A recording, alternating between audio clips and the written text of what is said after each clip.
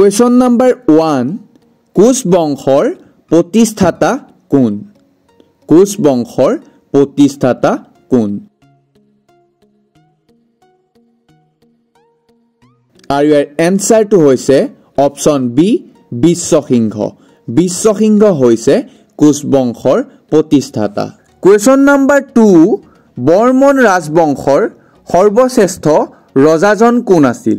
বৰ্মন ৰাজবংশৰ সৰ্বশ্ৰেষ্ঠ ৰজাজনৰ নাম কি মানে?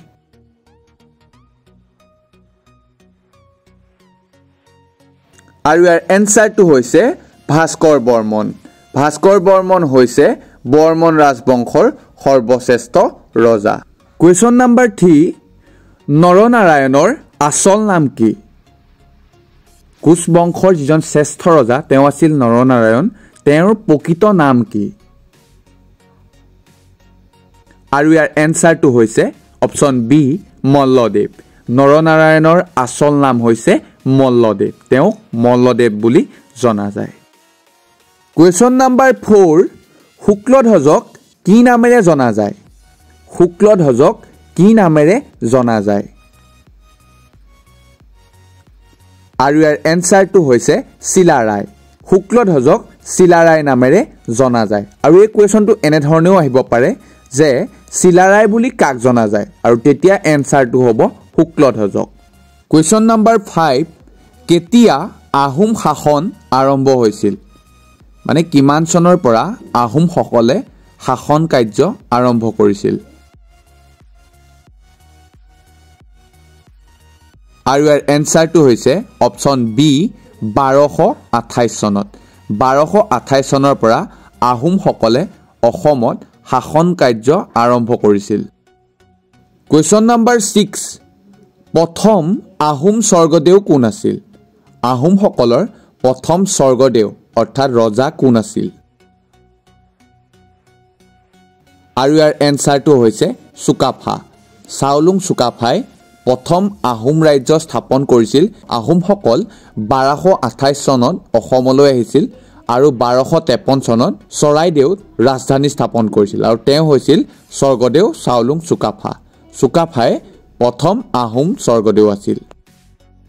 Question number 7. আহোমসকল কোন নিগোষ্ঠীৰ লোক? আহোমসকল মানে কোন গোষ্ঠীৰ লোক আছিল?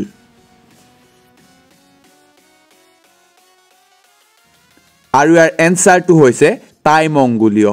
আহোমসকল টাই মংগোলীয় গোষ্ঠীৰ লোক।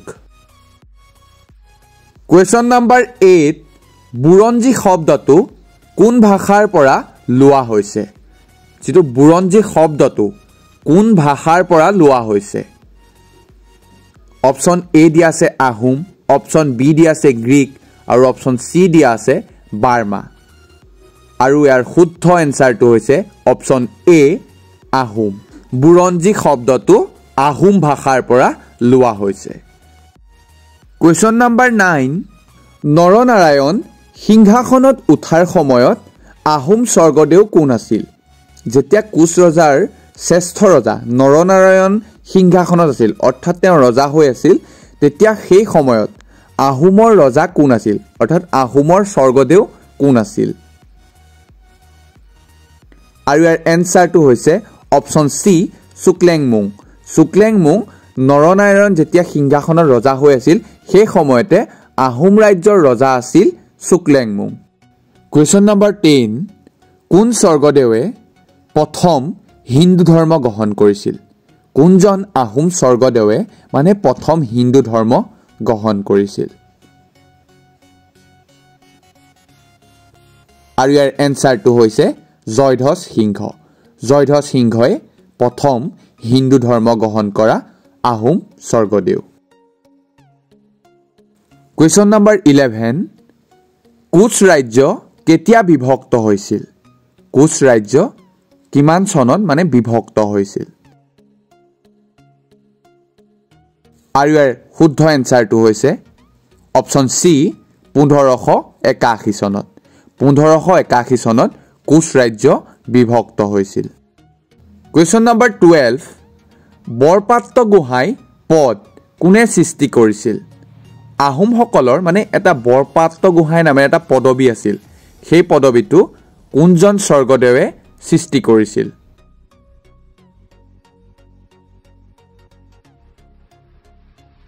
আৰু ইয়াৰ এনসাৰটো হৈছে অপচন সি চুহুংমুং চুহুংমুঙে বৰপাত্ৰ গোহাঁই পদবীটো সৃষ্টি কৰিছিল কুৱেশ্যন নম্বৰ 13 আহোমসকলে কিমান চনত ৰাজধানী স্থাপন কৰিছিল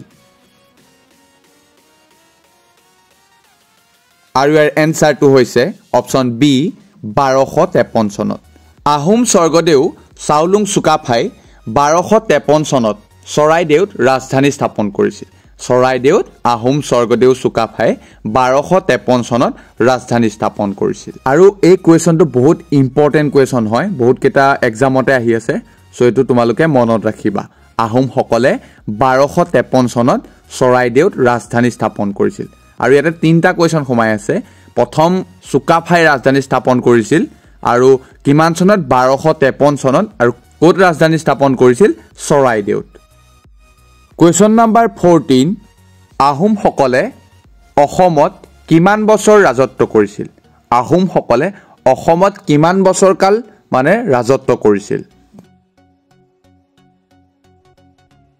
আৰু ইয়াৰ এনসাৰটো হৈছে অপচন এ 1228 চনৰ পৰা 1226 চনলৈ প্ৰায় 600 বছৰ কাল আহোমসকলে ৰাজত্ব কৰিছিল আৰু ইয়াৰ সময়সীমাটো হৈছে 1228 চনৰ পৰা 1226 চনলৈ অৰ্থাৎ ইয়াণ্ডাবু সন্ধিলৈকে কুৱেশ্যন নম্বৰ 15 আৰু আজিৰ ভিডিঅ'টোৰ লাষ্ট কুৱেশ্যন হয় অসমত মাটিৰ জৰীপ কাৰ্য প্ৰথমে কোনে প্ৰৱৰ্তন কৰিছিল